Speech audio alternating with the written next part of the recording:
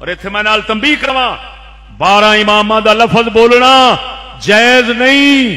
ہم اہل بیت کے 12 امام نہیں مانتے، ہم اہل بیت کے ہر امام کو امام مانتے ہیں. اعلانتی ترین عقیدہ ہے کہ 12 امام مننے اور امام حسن دی لڑی نو آکھنا کافر ہے، زندیق کذاب دجال امام حسن دی ساری لڑی نو آکھنا.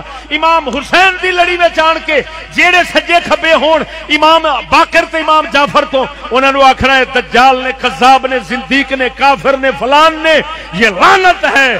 ہم اہل بیت کے 12 امام نہیں، ہم اہل بیت کے سب امام مانتے ہیں.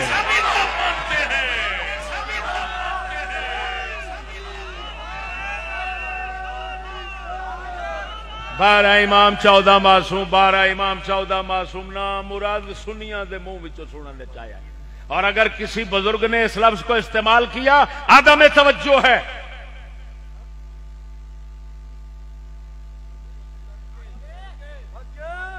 اور کسی کی بے التفاتی کو ہم مذہب نہیں بنا سکتے، چاہے جتنا بڑا امام ہو.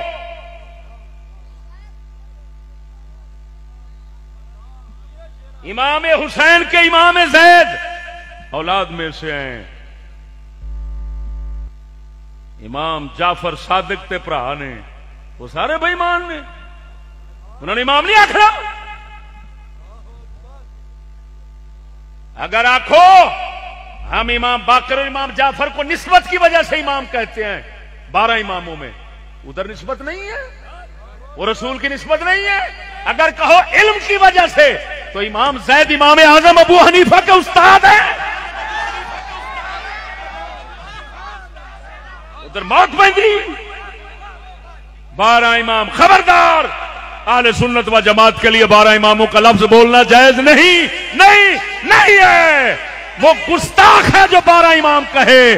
ہر اہل بیت کا بچہ امام ہے.